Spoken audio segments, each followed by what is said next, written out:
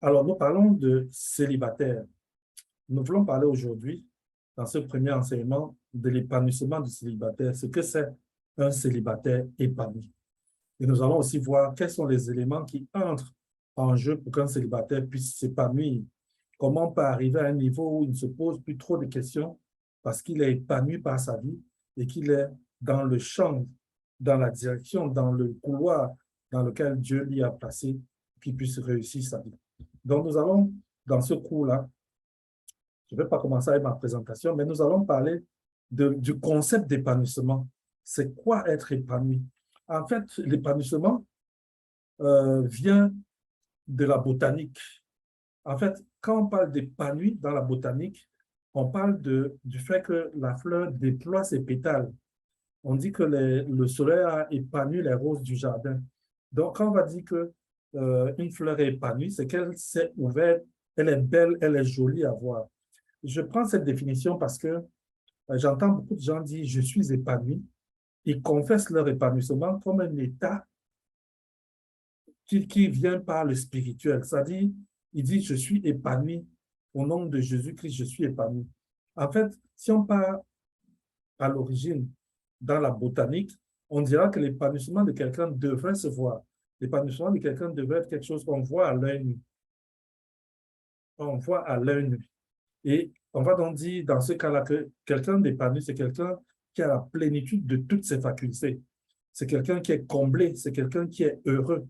On dit qu'il est épanoui parce que toutes ses facultés, il les a de manière bien pleine, quoi. Dans le livret que je vous ai dit tout à l'heure, je parle des dimensions de la vie. Et on va dire que quelqu'un est épanoui quand dans chacune des dimensions, il a la plénitude. Il est mature dans chacune des dimensions de sa vie et il vit à l'aise dans chacune des dimensions de sa vie. On va aussi dire, par exemple, que l'épanouissement, c'est donner à quelqu'un une certaine plénitude, à son corps une certaine plénitude. J'entends souvent des expressions du genre, sa maternité l'a épanoui, son mariage l'a épanoui. Et quand on dit que le mariage a épanoui une femme, je suis sûr que ce n'est pas une affaire de confession. Je suis sûr que chacun d'entre vous voit cette personne et peut dire elle est épanouie. C'est-à-dire que étant à côté, on peut témoigner de son épanouissement. Étant son ami ou son voisin, on peut dire cette personne est épanouie. Donc, elle a atteint un stade de développement plein et heureux. Elle a acquis la plénitude de ses facultés.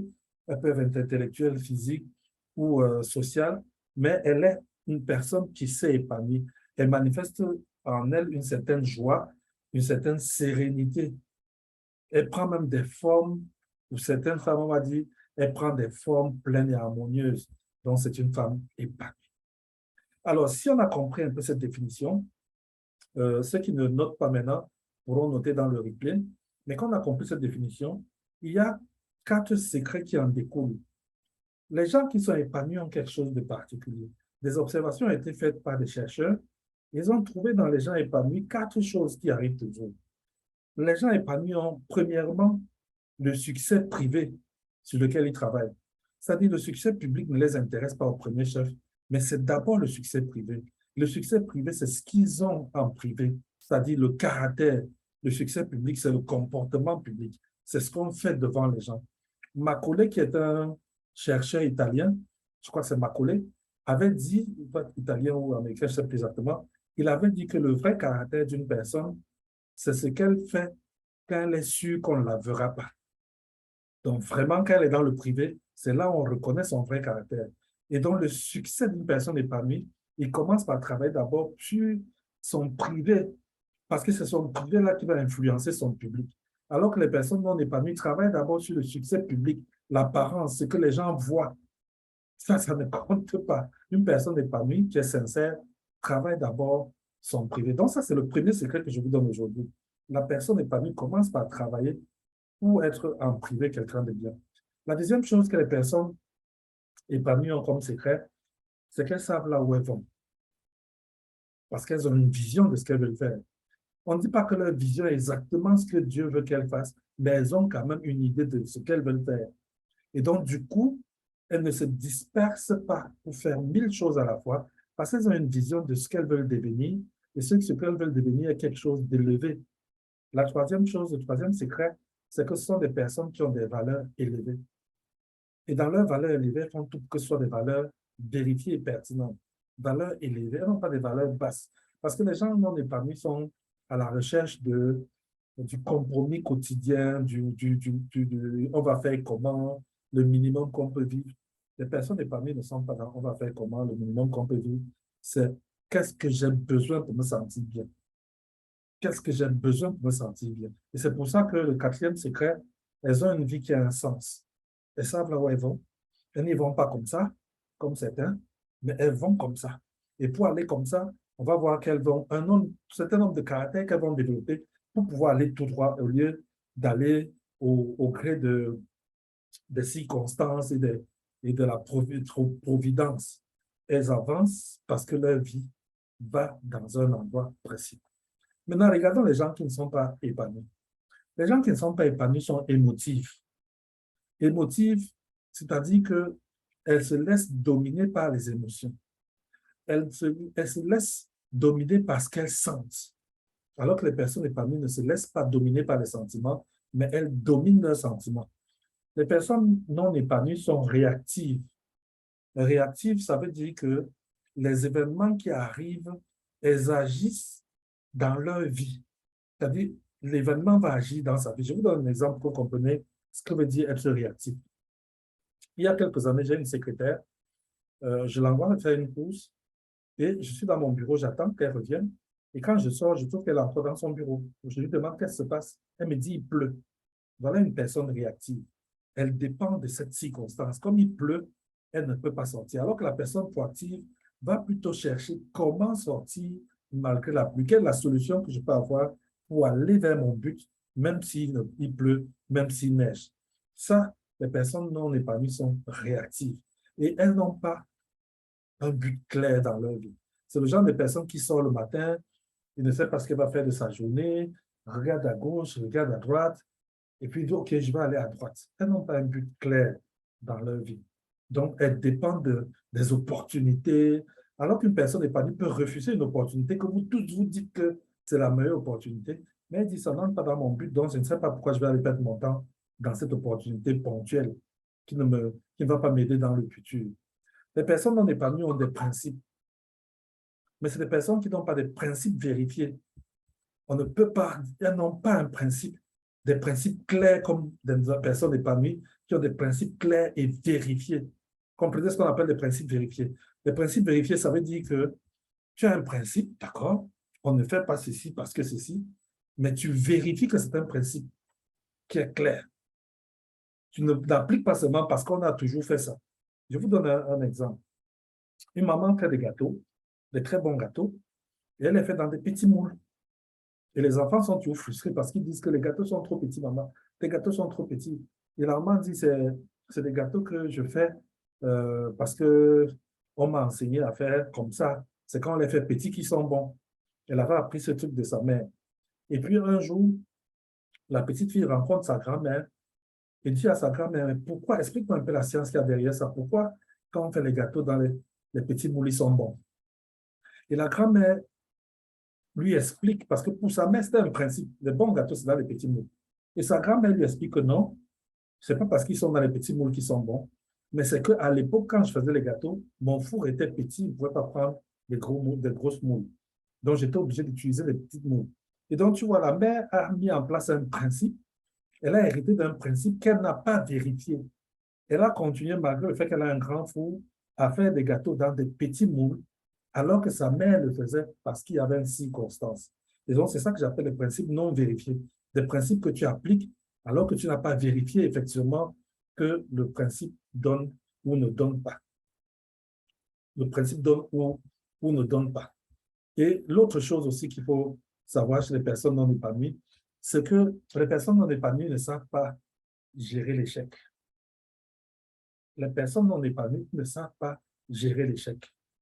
Elles ne savent pas gérer l'échec. Ça veut dire que quand il y a un échec, au lieu de tenir compte de l'échec comme un élément qui leur permet de se mesurer, elles sont accablées, elles sont détruites par l'échec. Elles sont bouleversées par l'échec. En fait, elles ne savent pas tirer les leçons de leur vie. Elles ne savent pas tirer les leçons de ce qui les arrive. Elles gèrent beaucoup plus les circonstances. C'est bon aujourd'hui, ça va. C'est pas bon aujourd'hui, c'est mauvais. Elles espèrent que leur épanouissement va leur venir comme ça. Je connais même beaucoup de filles qui sont convaincues que leur épanouissement leur viendra de leur mariage, que c'est quand elles vont se marier qu'elles vont s'épanouir. Elles sont convaincues que c'est le mari qui viendra les épanouir. Et donc, elles refusent de réfléchir sur l'épanouissement. Alors que les personnes épanouies, elles réfléchissent d'abord sur l'épanouissement. Ça dit qu'elles réfléchissent sur qu'est-ce que je peux faire pour être épanoui. Elles travaillent pour être épanouies. L'épanouissement ne les surprend pas. L'épanouissement ne tombe pas sur eux. C'est qu'elles s'organisent pour être épanouies. Elles travaillent leur vie pour être épanouies. Elles vont apprendre à discipliner leurs émotions. Les émotions vont et viennent. Vraiment, une personne normale a des émotions. Donc, ces émotions vont et viennent, mais eux, ils apprennent à les discipliner. Ce n'est pas parce que je suis fâché que ça doit se répercuter sur tout le monde autour de moi. Ce n'est pas parce que je suis content que ça doit se répercuter sur tout le monde autour de moi. Ils savent discipliner leurs émotions. Ils ne laissent pas leurs émotions dicter leurs actions. Les personnes épanouies sont proactives, j'en ai parlé tout à l'heure. Elles trouvent toujours des solutions face aux problèmes qu'elles ont. Elles ne laissent pas le problème les abattre. Elles ne disent pas des choses comme on va faire comment, tout le monde est comme ça, on va faire comment, la vie est comme ça. Non, elles trouvent une solution. Mais pour trouver une solution, il faut avoir une vision claire, une direction claire. Tu ne peux être proactif que parce que tu as un but à atteindre. Et donc, pour atteindre le but, tu contournes, tu arrives à ton but. Si tu n'as pas de but à atteindre, comment vas-tu être proactif? C'est difficile. Eux, ils sont proactifs parce qu'ils savent où ils vont. Ils ont des principes qui sont vérifiés, mais ils essayent surtout d'avoir des principes élevés. Élevés. Les personnes épanouies sont des personnes qui savent s'asseoir et tirer les leçons de la vie. Comme je suis tombé 3 fois dans ce truc. 3 fois, je suis tombé dans ce piège. Mais pourquoi chaque fois je tombe dans ce piège? Elles y réfléchissent. La personne n'est pas n'y réfléchit pas, elle tombe dans le même piège 3, 4 fois sans que ça leur pose un problème. Les personnes épanouies dirigent les circonstances. C'est-à-dire que si la circonstance arrive, il essaie de la diriger. Il ne dépend pas de la circonstance, il ne subit pas la circonstance, il la dirige. Les personnes non épanouies, je leur dis souvent qu'elles sont parfaitement programmées pour être frustrées en permanence. C'est-à-dire que leur corps, leur esprit, leur manière de réfléchir les prédestine à être frustrés tout le temps.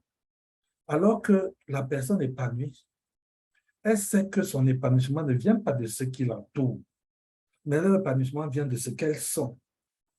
La personne épanouie sait que son épanouissement vient d'elle-même, de ce qu'elles sont. Et donc, c'est sa nature qui détermine son épanouissement. Ce n'est pas les autres qui déterminent leur épanouissement. Je vais donc te dire que si tu t'es inscrit dans ce cours, tu as bien fait. Tu as très bien fait de t'inscrire dans ce cours. Tu as certainement des amis qui sont inscrits dans ce cours, qui n'arrivent pas à se connecter. Il faut peut-être les prendre inbox pour leur expliquer comment arriver à cette rencontre Zoom. Je crois que quand je dis comme ça, on se comprend. Alors, les lois que je veux que vous intégrez dès maintenant, puisqu'on a dit, on travaille, notre premier enseignement porte sur l'épanouissement. Nous allons travailler pour que chacun soit épanoui, que chacun arrive à s'épanouir, indépendamment du fait qu'il est célibataire ou pas, indépendamment du poste de travail qu'il occupe, indépendamment de sa situation familiale, indépendamment de sa santé, indépendamment de tout ce qui peut l'entourer. Donc, la première chose que je vais te dire, c'est que l'épanouissement est un choix. C'est un choix. C'est-à-dire que tu dois choisir de t'épanouir ou de ne pas t'épanouir. De toutes les façons, si tu ne choisis pas de t'épanouir, c'est que tu as choisi de ne pas t'épanouir. Si tu ne choisis pas de t'épanouir, je veux dire, c'est que tu as choisi de ne pas t'épanouir. Donc, c'est un choix qu'il faut faire. Je dis, dès maintenant, je vais m'épanouir. Je veux m'épanouir. Beaucoup de gens veulent s'épanouir, mais ils se disent, l'épanouissement viendra et je verrai l'épanouissement. Donc, ils n'ont pas encore déterminé ce que c'est l'épanouissement. Et donc, ils se disent, je vais certainement ressentir quelque chose, je vais certainement vivre quelque chose et je serai épanoui. Elles ne se disent pas, je dois définir ce que c'est l'épanouissement pour moi et y arriver. Donc, première chose que tu dois faire, décide que c'est un choix et fais le choix de pouvoir t'épanouir. Un, tu évalues ta situation. Tu évalues ta situation actuelle sans complaisance. C'est-à-dire que tu ne jongles pas. On peut en parler dans le groupe Telegram. Tu réévalues ta situation. Qui suis-je? Qui suis-je?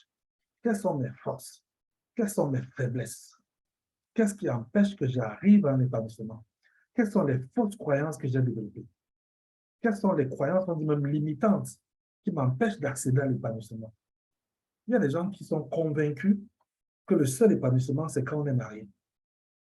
J'anime une émission dans une radio, il y a peut-être 8 ans ou 10 ans, et j'essaie d'expliquer à un jeune qu'il faut que tu t'épanouisses. Et il me dit, tonton, je ne suis pas marié. Et je dis, ouais, le rapport. Il dit, si je m'épanouis, étant célibataire, je ne pourrais plus me marier. Je dis, c'est quoi ces croyances limitantes-là? Ça dit que pour lui, il faut être frustré quand tu es célibataire pour que quand tu seras marié, tu sois épanoui. Tu peux être épanoui célibataire et être épanoui marié. Mais si tu n'es pas épanoui célibataire, il y a de fortes chances qu'étant marié, tu ne puisses pas être épanoui. Parce que tu n'as pas pris l'habitude, tu n'as pas pris l'engagement à l'épanouissement. On a dit, première chose, l'évaluation. Deuxième chose, dans cet engagement que tu prends, c'est de tirer les conséquences de ta nature. Ta nature, c'est ce que je disais tout à l'heure, tes forces, tes faiblesses, tes incapacités, tout ça.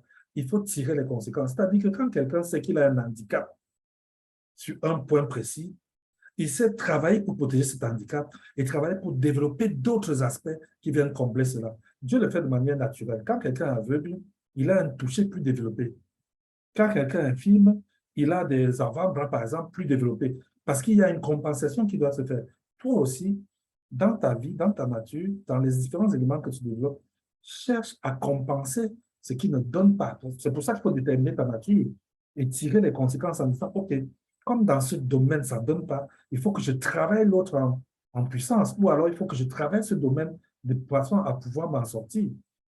Je pense qu'il faut travailler aussi d'autres domaines, parce qu'il y a des domaines où, quel que soit le travail que tu fais, tu sais toi-même que ce n'est pas un domaine où tu es talentueux, ce n'est pas un domaine où tu as des habiletés suffisantes pour pouvoir foncer.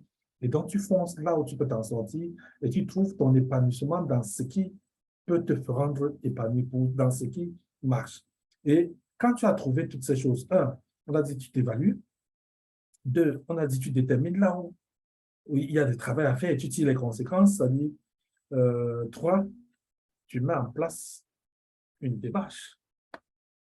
Tu mets en place un plan. Tu dis, OK, j'ai une faiblesse dans telle chose. Je me donne 6 mois, 8 mois pour évoluer là-dedans. Je me donne 1 an pour que ce problème que j'ai aujourd'hui, que je ne l'ai plus. Quand tu t'es donné un timing, le timing est très intéressant parce qu'il t'oblige à travailler. Quand tu ne donnes pas le timing en disant, je vais m'améliorer, tu dis toujours, je vais m'améliorer, un peu comme tu dis, je vais commencer le sport. Je commencerai le sport, j'ai besoin de faire le sport. Mais tant que tu n'as pas dit que lundi à 8 heures, je commence le sport et dans 3 mois, il faut que je m'améliore sur tel aspect, ça peut commencer que lundi, je commence à faire 30 minutes de marche par jour et le mois qui suit, il faut que je monte à 45 minutes. Le troisième mois, que je monte à 1 heure. Mais ça, quand tu as mis des limites comme ça te permet de travailler. Alors que si tu dis seulement, oh, je vais commencer le sport, je vais marcher et je verrai ce que mon corps va donner. Tu ne peux pas te donner. Tu ne peux pas te mettre au travail pour pouvoir obtenir les résultats qu'il faut. Donc, quand tu as fait un, tu prends d'abord, on a dit, tu prends l'engagement de t'épanouir. Deux, ou alors à l'intérieur de ça, tu fais d'abord ton évaluation. Tu regardes quels sont tes points forts, tes points faibles, tes incapacités. Trois, tu mets en place un plan pour arriver au résultat. Les choix que nous faisons déterminent les résultats qu'on obtient. La Bible dit, on récolte ce qu'on sème. On récolte ce qu'on sème. Il y a beaucoup qui veulent vivre une espèce de vie de sorcellerie, c'est-à-dire, ils ont planté le haricot et ils veulent récolter le maïs. Ils ont planté la paresse, ils veulent récolter les grands résultats. Il y a un prix à payer. Et vous allez voir que la plupart des master coachs qui parlent des résultats vont toujours dire il faut travailler pour obtenir les résultats. Et là, nous parlons d'épanouissement. Je veux m'épanouir, je travaille à m'épanouir.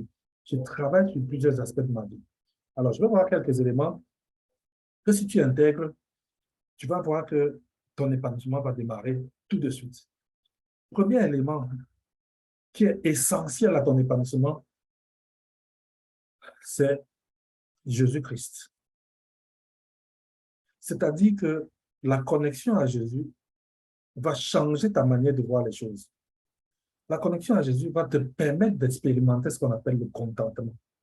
Et dans le contentement, tu sauras t'épanouir dans le contentement. Donc, le premier élément de l'épanouissement, c'est cette connexion, on va en parler vendredi, à Jésus. Et c'est cette connexion qui va te donner une vie épanouie. Pourquoi? Un, la vie épanouie a un but, on l'a dit tout à l'heure. Tu ne peux pas t'épanouir dans une vie qui n'a pas de but. Ça veut dire que tu es dans ce qu'on appelle les jouissances, ce n'est pas l'épanouissement. Et beaucoup de gens confondent l'épanouissement de la jouissance. On peut avoir beaucoup de biens, beaucoup de possessions, beaucoup d'amis, beaucoup de relations sans être épanoui. Sans être épanoui. On serait surpris de voir que on trouve des gens qui possèdent suffisamment, selon nous, mais qui ne sont pas épanouis, qui se suicident, qui quittent la vie, qui ont des propos désespérés, alors qu'ils ont ce matériel que nous espérons être le matériel. Non, la vie épanouie ne sera effective que parce que je sais là où je vais. Et je m'épanouis à voir que j'avance dans mon but. Je m'épanouis à voir que mes objectifs, ils se débloquent au fur et à mesure que j'avance. La deuxième chose, c'est que la vie épanouie se vit dans le travail. On ne s'épanouit pas étant couché à la maison. C'est parce qu'on est dans le boulot, on va voir tout à l'heure. C'est parce qu'on est en train de faire quelque chose de significatif qu'on peut s'épanouir.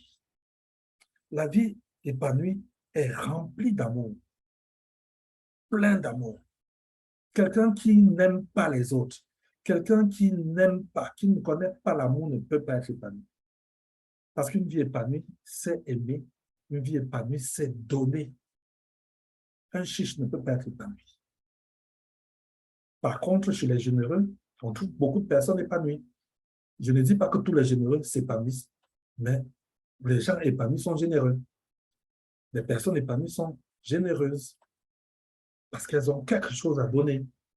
Elles n'hésitent pas dessus. Mais maintenant, je n'ai pas oublié, pendant notre enseignement, je n'ai pas oublié que je parle aux célibataires.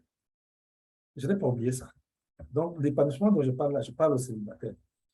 Et je voudrais, pour moi, je parle aux célibataires, dire quelques vérités sur le célibat, quelques vérités que beaucoup ont oubliées avec le temps. Première vérité, ma soeur, mon frère, mon ami, mon fils, le célibat n'est pas un problème à résoudre. Tu vas voir qu'il y a des gens qui vont prier, jeûner, sombrer même dans l'ascétisme pur, maigrir, renoncer à tout. Et leur prière n'est pas exaucée. Parce que si tu pries pour le célibat comme si c'était un problème, tu te trompes et tu poses un faux problème parce que le célibat n'est pas un problème à résoudre. Le célibat n'est pas un problème à résoudre. Il faut que, si tu avais des paradigmes à changer, des vérités à changer dans ta vie, que tu intègres cette première vérité, que le célibat n'est pas un problème à résoudre. Première chose. Deuxième chose, le célibat n'est pas une salle d'attente. Il y a des gens qui vivent le célibat comme l'attente du mariage. C'est-à-dire que c'est comme s'ils sont dans la salle d'attente d'un voyage pour le mariage. Et ils sont là, ils attendent quand mon mariage va arriver. Le célibat, c'est un statut à plein temps. Et on a besoin de vivre son célibat. Ce n'est pas une salle d'attente. Un, ce n'est pas un problème. Deux, ce n'est pas une salle d'attente. Trois, le célibat, ce n'est pas la solitude. Le célibat, ce n'est pas la solitude. Le célibataire n'est pas seul. Le célibataire chrétien, je me rappelle, j'ai voyagé dans une ville du Cameroun, pour une conférence, et j'étais logé dans une maison, et à un moment, tout le monde est sorti, on m'a laissé avec une seule personne, et la personne vient m'annoncer qu'elle aussi est sortie. Je dis, mais vous me laissez seul à la maison? Et cette personne me dit, mais homme de Dieu, tu n'es pas seul. Je dis, ah bon, comment ça? Elle me dit, mais tu as le Saint-Esprit, tu as Jésus, tu as Dieu, ils sont tous là. Tu ne peux pas dire que tu es seul. Donc, le célibataire chrétien n'est pas seul. Comme le mari n'est pas seul, il n'est pas seul. Parce qu'il est en communion avec la plus grande source de bonheur qui est Dieu. Donc, le célibat n'est pas un temps de souffrance, un temps d'attente. Non, le célibat, c'est un temps de perfectionnement dans son intimité avec Dieu, seul à seul. C'est un temps de perfectionnement. Il y a des gens qui ne vont pas se marier maintenant parce qu'il y a des choses que Dieu veut faire et traiter en eux. Il y a des gens qui ne vont pas se marier maintenant juste par tout cela. C'est un cheminement spirituel avec Dieu, le célibat, avec la liberté qu'offre l'indépendance du célibataire. Donc, je veux qu'on retienne ça. Et quand tu as retenu ça, souviens-toi que parmi les célibataires, il y a deux grandes catégories. Deux grandes catégories. Et ces deux grandes catégories, il faut savoir dans laquelle tu es. Sinon, tu auras du mal à t'épanouir. Il y a une catégorie que je vais décrire tout à l'heure et il y a une deuxième que je vais aussi décrire. Mais ces deux catégories ne viendront que parce que j'ai discerné la volonté de Dieu et le plan de Dieu pour ma vie, que je pourrais savoir dans quel célibat il me situe. On va me dire discerner la volonté de Dieu. Vous savez, beaucoup de gens sont arrivés à trop simplifier les choses au point où chacun veut que pour discerner la volonté de Dieu, on lui dit voilà les trois étapes. Donc, voilà, discerner la volonté de Dieu en trois points. Il applique et il voit la volonté de Dieu. Non, discerner la volonté de Dieu est aussi liée à notre intimité avec lui. Pour discerner la volonté de Dieu, il faut qu'on soit intime avec lui. Et parfois, on me demande pourquoi on est obligé de discerner la volonté de Dieu. Mais parce que Dieu désire que nous connaissions sa volonté et que nous puissions l'expérimenter. Si vous prenez votre Bible au psaume 32, verset 8, la Bible dit « Je t'instruirai et je te montrerai la voie que tu dois suivre. Je te conseillerai et j'aurai le regard sur toi. » Ça veut dire que le célibat doit savoir que Dieu a envie de lui dire des choses sur son célibat. Dieu a envie de lui montrer des choses sur son célibat. Dieu a envie de le conseiller sur son célibat et Dieu a le regard sur lui pendant qu'il est célibataire. Dans Romains 12, au verset 2, la Bible dit « Ne vous conformez pas au siècle présent, mais soyez transformés par le renouvellement de l'intelligence, virgule, afin que vous discerniez. » Donc, celui qui ne sait pas comment on discerne, qu'il lise bien Romains 12, 2 et qu'il médite ça. Il dit « Afin que vous discerniez quelle est la volonté de Dieu, ce qui est bon, agréable et parfait. » Ne te confonde pas au siècle présent, sois transformé par le renouvellement de l'intelligence, ça te donne donc le discernement sur la volonté de Dieu. Donc voilà les deux choses pour le discernement que tu dois intégrer dans ta vie pour que ça t'aide à savoir dans quel camp tu es entre les deux types de célibataires. Parce que le premier type de célibataire, c'est les célibataires à vie, donc ceux qui ne sont pas appelés à se marier. Si tu es célibataire appelé à ne pas te marier et que tu te bats à t'épanouir en attendant le mariage, tu auras du mal à t'épanouir. Parce que c'est dans le célibat à vie que tu vas t'épanouir. Et Jésus dit dans Matthieu 19, je vais lire tout le texte, le verset, Matthieu 19, le verset 10 à 11. Ses disciples lui disent, si telle est la condition de l'homme à l'égard de la femme, il n'est pas avantageux de se marier. Ils disent bien, il n'est pas avantageux de se marier. Et Jésus leur dit, tous ne comprennent pas cette parole, mais seulement ceux à qui elle est donnée. Est-ce que vous êtes ceux à qui la parole est donnée? Il dit qu'il y a des eunuques qui le sont dès le ventre de leur mère. Eunuque, c'est quelqu'un qui ne peut pas se marier. Ils le sont dès le ventre de leur mère déjà. C'est-à-dire avant leur naissance, ils sont déjà célibataires. Avant qu'ils ne naissent, ils sont déjà destinés au célibat. Il y en a qui vont le devenir à cause des hommes. Il y en a qui vont le devenir par eux-mêmes, à cause du royaume des cieux. Chez les catholiques, par exemple, on va parler du célibat sacerdotal. C'est-à-dire que le prêtre choisit d'être célibataire toute sa vie et il ne peut s'épanouir que dans le célibat toute sa vie parce que c'est un choix qu'il a fait. Ce qui me plaît dans ce verset, c'est qu'il se termine par que celui qui peut comprendre, comprenne. Où se trouve ton célibat? Est-ce dans le célibat à vie ou dans le célibat de quelqu'un qui va se marier plus tard? Si tu sais dans quel côté tu es, tu pourras mieux t'épanouir. Le deuxième passage sur le célibat à vie, c'est le livre de Corinthiens, 1 Corinthiens 7, le verset 32. Apôtre Paul dit, je voudrais que vous fussiez sans inquiétude. Celui qui n'est pas marié ne s'inquiète, non, celui qui n'est pas marié s'inquiète des choses du Seigneur, des moyens de plaire au Seigneur. Celui qui est marié s'inquiète des choses du monde, des moyens de plaire à sa femme. Donc le célibataire à vie va s'épanouir parce qu'il est focalisé sur les projets de Dieu pour sa vie, parce qu'il ne gère pas les problèmes de futur mariage, parce qu'il développe son intimité avec Dieu dans une vie d'abstinence et d'équilibre, parce que sa vision de la vie n'intègre pas les aspects du mariage. Donc, quand il choisit un métier, il ne réfléchit pas sur « Oh, je vais choisir un métier pour tenir compte de mari ou de la femme que je vais avoir ou des enfants que je vais. » Il ne gère pas les choses comme le désespoir de certains aujourd'hui. « Ouais, Seigneur, je veux me marier quand il ne connaît pas ça. » Et là, il peut s'épanouir parce que comme il est appelé au célibat à vie, il peut s'épanouir dans ce cadre-là. Il peut s'épanouir. Je vous conseille pour la deuxième partie, parce que la première partie, c'est le célibat à vie. La deuxième partie, c'est le célibataire en attente de mariage. Je vous conseille de noter, dans le rituel, vous pourrez reprendre la référence si vous la loupez maintenant. Genèse 2, les versets 15 à 24. C'est un peu l'institution du mariage. Genèse 2, versets 15 à 24. Qu'est-ce qu'on retient de Genèse 2? On retient de Genèse 2 qu'il y a un temps pour tout. Je peux me le lire en entier. Je peux le lire en entier. L'Éternel prit l'homme et le plaça dans le jardin d'Éden pour le cultiver et pour le garder. L'Éternel Dieu donna cet ordre à l'homme. Tu pourras manger de tous les arbres du jardin, mais tu ne mangeras pas de l'arbre de la connaissance du bien et du mal. Car le jour où tu en mangeras, tu mourras. Verset 18. L'Éternel Dieu dit, il n'est pas bon que l'homme soit seul. Je lui ferai une aide qui lui est semblable. Verset 19, l'Éternel Dieu forma de la terre tous les animaux des champs, tous les oiseaux du ciel, et les fit venir vers l'homme pour voir comment il les appellerait, afin que tout être vivant portât le nom que lui donnerait l'homme.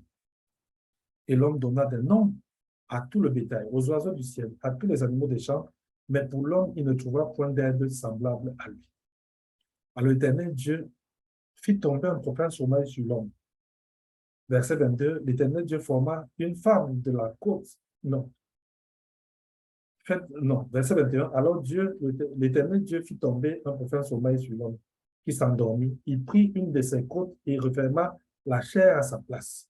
L'Éternel Dieu forma une femme de la côte qu'il avait prise de l'homme et l'amena vers l'homme. Et l'homme dit, voici cette fois celle qui est os de mes os, chair de ma chair, on l'appellera femme parce qu'elle a été prise de l'homme. Verset 24. C'est pourquoi l'homme quittera son père et sa mère, s'attachera à sa femme et ils deviendront une seule chair. Deviendront une seule chair. Alors, qu'est-ce qu'on peut retenir de ce passage? Ce qu'on peut retenir de ce passage, c'est qu'il y a un temps pour le mariage. Pour le célibataire qui entend le mariage, il y a un temps.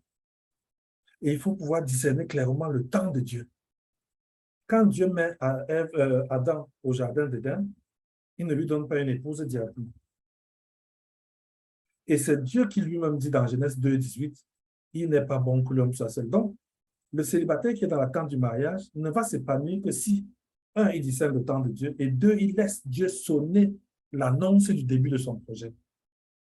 Dieu sonne l'annonce du début du projet d'Adam en disant, il n'est pas bon que l'homme soit seul. C'est Dieu de manière souveraine qui se dit, maintenant ton temps est arrivé.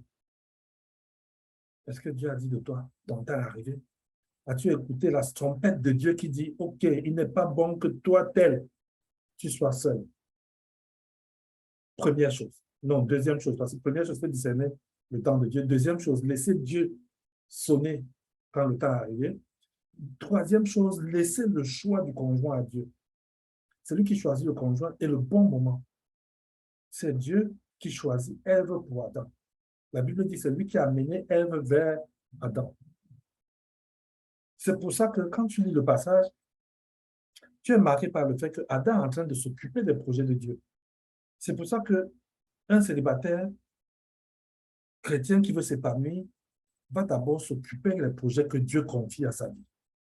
Mais pour qu'il s'occupe des projets que Dieu confie à sa vie, il faut qu'il ait une intimité avec Dieu. Parce que si vous lisez ce passage, vous allez voir que la Bible dit que l'Éternel forma de la terre tous les animaux des chair et les oiseaux. Il est venu vers l'homme pour voir comment il les appellerait. La Bible ne dit pas que Dieu a instruit à l'homme de nommer la création, mais il les amenait pour voir quel nom l'homme donnerait. Question de dire qu'entre Dieu et l'homme, il y avait une complicité qui fait que l'homme saurait, quand Dieu a amené, qu'il faut donner des noms. Ça, c'est la première chose, cette complicité qu'on appelle l'intimité entre Dieu et le célibataire.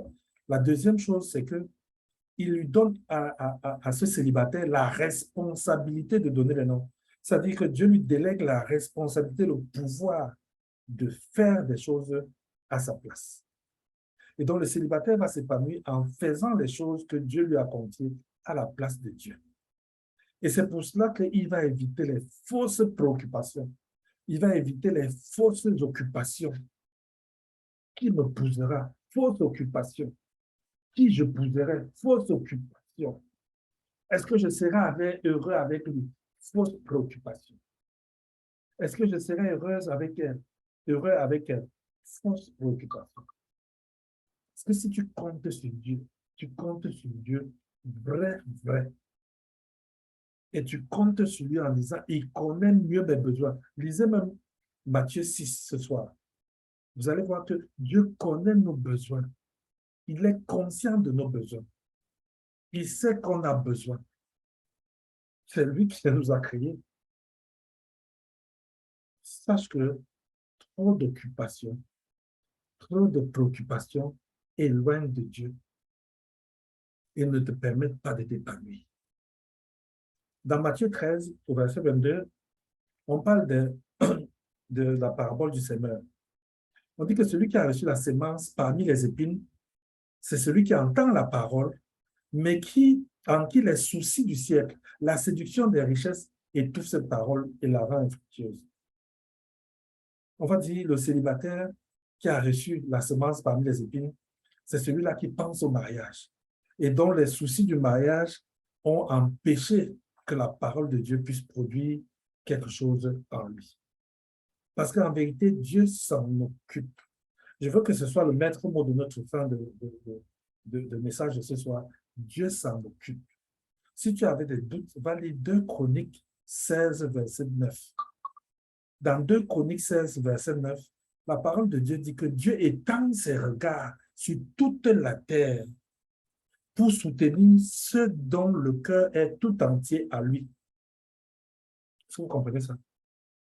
Dieu étend son regard sur toute la terre pour soutenir tous ceux dont le cœur est tout entier en lui. Donc, si ton cœur est tout entier en Dieu, tu sais que tu as son soutien. Pas besoin de paniquer. Luc 12, ne cherchez pas ce que vous mangerez ou ce que vous boirez. Ne soyez pas inquiets. Car ces choses, toutes ces choses, c'est la Bible qui le dit, ce sont les païens du monde qui les recherchent. Votre Père céleste sait que vous en avez besoin. Cherchez plutôt le royaume et la justice de Dieu. En conclusion, on s'épanouit à partir de ce qu'on est et non en fonction de ce qu'on a. Et ce qu'on est, c'est sa nature. Ce sont ses croyances, ce sont les moyens qu'on utilise. Voilà ce que je voulais partager avec vous en termes d'enseignement. Que Dieu vous bénisse abondamment, vous qui avez pris la peine de suivre cet enseignement.